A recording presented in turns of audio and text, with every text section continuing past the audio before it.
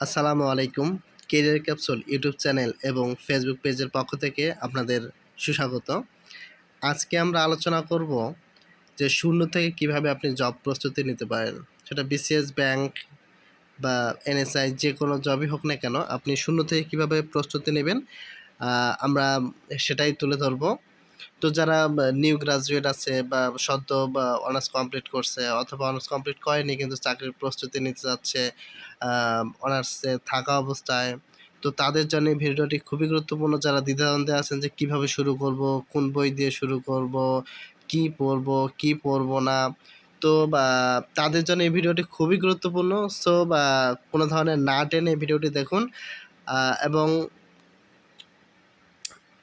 একটি খাতা নিয়ে বসে পড়ুন, তাতে আপনার জন্য সুবিধা হবে। আমি যে কথাগুলো বলবো কথাগুলো একটু নোট করবেন। তো শুরু করা যাক। শুরু থেকে জব প্রস্তুতির জন্য প্রথমেই আপনাকে লক্ষ্য নির্ধারণ করতে হবে। তো একটা প্ল্যান করতে হবে, একটা পরিকল্পনা করতে হবে, একটা লক্ষ্য, আপনার জীবনের লক্ষ্য কী সে অনুযায়ী প্ল্যান করতে হবে। তো ধরে নেন আপনার জীবনের লক্ষ্য যদি চাকরি হয়, তাহলে আজকের ভিডিওটি আপনার জন্য। যদি আপনি ভিডিওটি দেখতেছেন তার মানে আমি ধরে নিলাম যে আপনার জীবনের লক্ষ্য চাকরি। তো চাকরি হয় তাহলে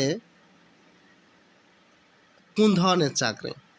অনেকেই আছে যে প্রথম শ্রেণীর চাকরি প্রিপারেশন নিতে চায়, আ হতে চায় যে একজন বিসিএস ক্যাডার হবে। আবার কেউ বলে যে না আমি একজন ব্যাংকার হব। আবার কারো ইচ্ছা যে না আমি একজন এনএসএ এর কর্মকর্তা হব।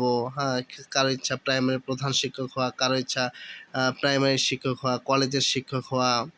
তো একেকজনের জীবনের লক্ষ্য একেক রকম হয়ে থাকে। কেউ ডাক্তার হতে চায়, আ কেউ ইঞ্জিনিয়ারিং পড়াশোনা করে সাব অ্যাসিস্ট্যান্ট ইঞ্জিনিয়ার হিসেবে জয়েন করতে চায় বিভিন্ন মন্ত্রণালয়ে, গণপূর্ত মন্ত্রণালয়ে, এলজিইডিতে। তো যাক, তো প্রথমে আপনাকে কোন ধরনের চাকরি করতে চান আপনাকে চাকরিটা নির্ধারণ করতে হবে। ধরে নিলাম আপনি বিসিএস এর প্রস্তুতি নিতে চাচ্ছেন।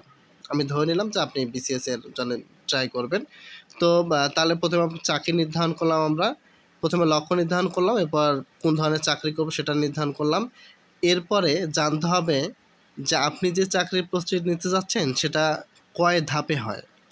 যেমন বিসিএস হয় প্রিলি লিখিত ভাইবা। আবার নবম, দশম আ আ দশম গ্রেডের চাকরিগুলো প্রিলি লিখিত ভাইবা হয়ে থাকে। তবে কিছু চাকরি প্রিলি পর সরাসরি ভাইবা হয়ে থাকে ১০ম গ্রেডে। আবার ১১ থেকে ২০তম গ্রেডে কিছু চাকরি আছে যেটা প্রথমে প্রিলি হবে, এরপর সরাসরি ভাইবা। আবার কিছু আছে প্রথমে লিখিত হবে, এরপর সরাসরি ভাইবা। আবার কিছু আছে প্রিলি লিখিত, প্র্যাকটিক্যাল, এরপরে ভাইবা। তো এইজন্য আপনাকে জানতে হবে কয় ধাপে পরীক্ষাটা হবে এবং কত সময় লাগতে পারে পরীক্ষাটি হতে। ৪ নম্বরে আমাদের মনে রাখতে হবে যে উক্ত চাকরির জন্য যদি প্রিলি হয় প্রিলির জন্য কেমন সিলেবাস, বা লিখিত পরীক্ষা হয় লিখিত পরীক্ষার জন্য কেমন সিলেবাস, বা প্রিলি লিখিত ভাইবা হলে ৩টার জন্য কেমন সিলেবাস। এই সিলেবাসটা আমাদের প্রথমে সংগ্রহ করতে হবে। প্রথমে কী করব তাহলে আমরা সিলেবাস সংগ্রহ করব। সিলেবাস সংগ্রহ করে একটা খাতায় সুন্দরভাবে নোট ডাউন করব। এরপরে আমরা বিগত সালের প্রশ্ন, উক্ত চাকরির যে বিগত সালের প্রশ্নগুলো আছে, এই প্রশ্নগুলো আমাদের এনালাইজ করতে হবে। প্রশ্নগুলো এনালাইজ করা খুবই গুরুত্বপূর্ণ। তাহলে যদি আপনি প্রশ্নগুলো এনালাইজ করেন, তাহলে প্রশ্ন বিশ্লেষণ করলেই আপনি চাকরির ধরেন 50% প্রিপারেশন উক্ত চাকরিটা আপনি যে চাকরিটা করতে চাচ্ছেন এই চাকরির 50% প্রিপারেশন হয়ে যাবে যদি আপনি প্রশ্নগুলো এনালাইজ করেন বিগত সালে। কেননা আ এনালাইজ করলে আপনি জানতে পারবেন যে কোন কোন টপিকসগুলো থেকে প্রশ্ন হয় এবং কোন বিষয় থেকে কত মার্কের প্রশ্ন হচ্ছে, কোন ধাঁচের প্রশ্ন করতেছে, আপনি এটা জেনে যাবেন। তার জন্য আপনার জন্য প্রস্তুতিটা 50% হয়েই যায়।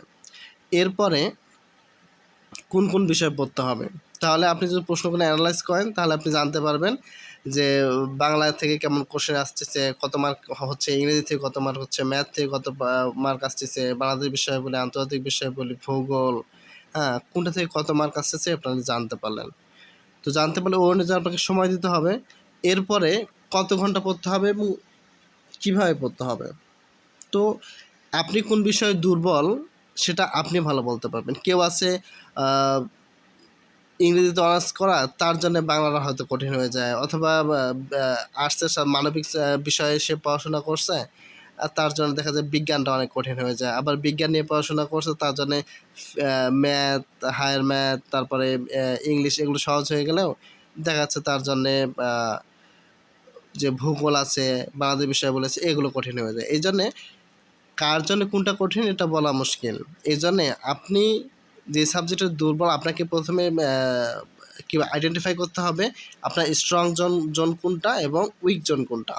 আপনার স্ট্রং জোন কোনটা, উইক জোন কোনটা এটা নির্ধারণ করতে হবে। নির্ধারণ করে আপনার পড়াশোনার করতে হবে, একটা সময় নির্ধারণ করতে হবে। তবে আনুমানিক আপনি যদি যে কোনো চাকরি পেতে চান তাহলে ৭ থেকে ৮ ঘন্টা রেগুলার পড়তে হবে। রেগুলার পড়লেই ইনশাআল্লাহ ৬ মাস পড়লেই মোটামুটি আপনি একটা কি বলবো লাইনে এসে দাঁড়াবেন। তবে অবশ্যই একটা রুটিন করতে হবে আপনার স্ট্রং জোন এবং উইক জোন। আপনার কোন সাবজেক্টগুলোতে আপনি স্ট্রং এবং উইক সেই সাবজেক্ট অনুযায়ী আপনাকে একটা আদর্শ মানের রুটিন তৈরি করতে হবে এবং রুটিন অবশ্যই ফলো করতে হবে। রুটিন বহির্ভূত পড়াশোনা করলে কোনো লাভ হবে না। দেখা যাবে শুধু পরীক্ষা দিবেন আর পরীক্ষা দিবেন, পরীক্ষা দিবেন আর পরীক্ষা দিবেন, পাস করবেন না, পাস করলে ভাইভায় যেয়ে টিকবেন না। পরে এসে বলবেন যে ভাই চাকরি তো হয় না, চাকরি পাওয়া খুব কঠিন। ব্যাপারটা এমন হয়ে যাবে। এই জন্যে অবশ্যই আপনাকে রুটিন ফলো করতে হবে। এরপরে কোন বিষয়ে গুরুত্ব দিতে হবে আপনি যে প্রশ্ন বিশ্লেষণ ৪ নাম্বারে আমি বলছি প্রশ্ন বিশ্লেষণ করতে হবে। কোশ্চেন বিশ্লেষণ করে অ্যানালাইজ করলে আপনি বুঝতে পারবেন যে কোন বিষয়ে গুরুত্ব দিতে হবে আর কোন বিষয়ে গুরুত্ব দিতে হবে না। এরপরে আপনাকে একটা বুক লিস্ট তৈরি করতে হবে। কি তৈরি করতে হবে? একটা বুক লিস্ট। হ্যাঁ, আপনি আসলে বাংলা পড়তে চাচ্ছেন, কিন্তু বাংলা কোন বইটা পড়বেন? বাজারে তো অনেক ধরনের বই আছে। আপনি কোন বইটা সংগ্রহ করে পড়বেন? ইংরেজি পড়বেন, ইংরেজি কোন বইটা পড়বেন? তো এর উপর আপনার কোন বই পড়তে হবে এর উপরে আমাদের একটা ভিডিও দেওয়া আছে। আপনারা চাইলে সেই ভিডিওটা কালেক্ট করতে পারেন বা দেখতে পারেন আমাদের চ্যানেলে যেয়ে। দেখে আপনি খুব সহজেই আপনার কনফিউশন দূর হতে পারেন যে চাকরির পরীক্ষার জন্য আপনার কোন বইটা আপনার দরকার। তো আজকের এই ভিডিওটি শুধু নট অনলি নির্দিষ্ট কোনো জবের জন্য এটা বিসিএস এর জন্য প্রযোজ্য। বিসিএস আমি বলি বা ব্যাংক জব বলি, এনটিআরসিএ বলি, প্রাইমারি বলি, এনএসআই বলি, যে চাকরির কথাই বলি না কেন, যে কোনো চাকরি, দুদক বলি, সব ধরনের চাকরির জন্য প্রযোজ্য। তো সকলকে ধন্যবাদ জানিয়ে শেষ করছি ০ থেকে জব প্রস্তুতির আজকের ভিডিও। ওকে, ধন্যবাদ সকলকে। ক্যারিয়ার ক্যাপসুল ইউটিউব চ্যানেলের সঙ্গেই থাকবেন। আসসালামু আলাইকুম।